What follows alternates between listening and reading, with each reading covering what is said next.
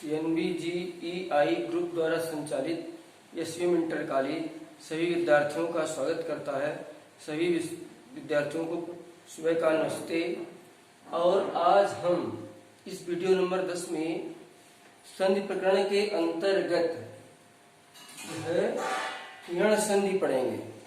2 दिन पहले दीर्घ संधि, गुण संधि आप लोग पढ़ चुके हैं और आशा है कि आप लोगों ने अच्छा समझने का प्रयास भी किया है। आज तीसरी संधि यण संधि सभी विद्यार्थी ध्यान से पढ़ेंगे और खूब समझने का प्रयास करेंगे।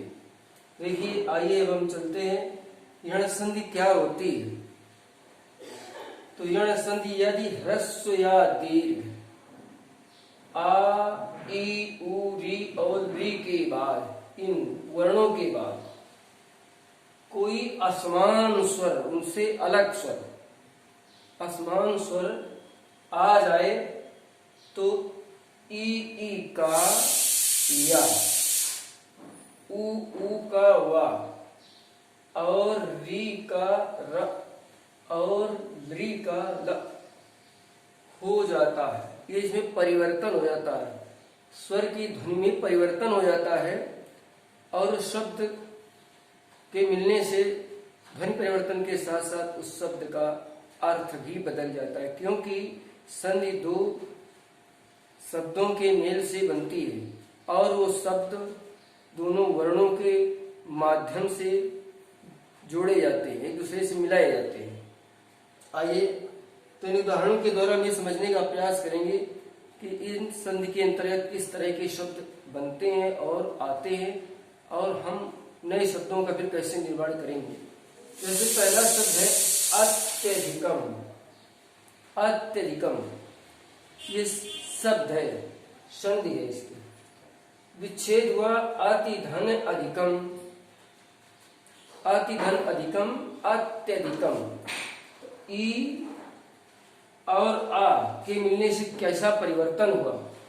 तो ऊपर हम पढ़ते हैं कि जो है ई का या होता है।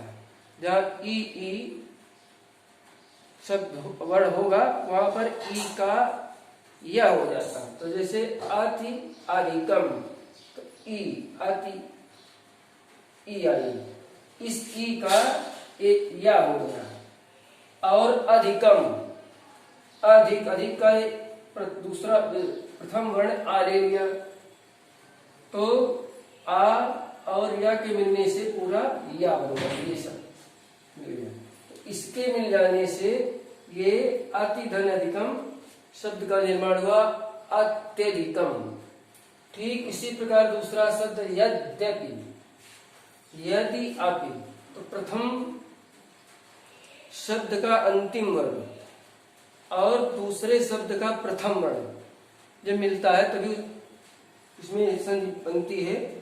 तो यदि, यदि की ई का बन गया या, और आपी, आ का आ गया, तो या और आ के मिलने से या वर्ण बन गया। तो यद्यपि, यदि धन अपि, यद्यपि या जुड़ गया उसमें। इसी तरह है प्रत्युत्तरम। तीसरा शब्द है प्रत्युत्तरम, प्रति उत्तरम, विच्छेद हुआ प्रत्युत्तरम। तो प्रथम में प्रति में ई और दूसरे में उ, प्रथम वर्ण है, तो ई का या हो गया और उ का उ होगा, ये उ आया, तो उ का उ हो गया। प्रति उत्तरम, प्रत्युत्तरम, ये शब्द बन गया। ठीक इसी प्रकार दूसरा शब्द, तीसरा अगला शब्द है पित्राज्ञा। पित्राज्ञा जो संधि है, पितृ धन आज्ञा, पितृ में री, पितृ री, री का रा हो गया। ऊपर बताया जा चुका है कि री का रा, री का ला, रा हो गया।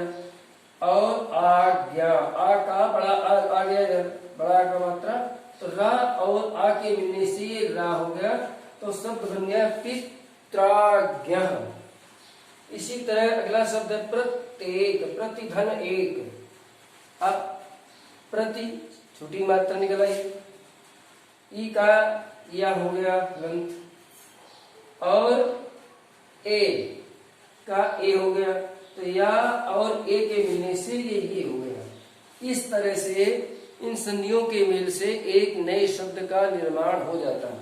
तो हमको इतना गौर करना है कि आ ई उ री ली के बाद इन स्वरों के बाद में इनका असमान एक जैसा मिलता हुआ नहीं, असमान स्वर ई का या, उ का वा, री का रा और री का ला हो जाता है।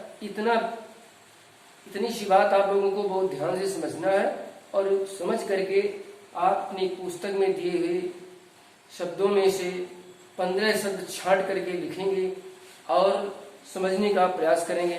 ये वीडियो यहीं से समाप्त होता है।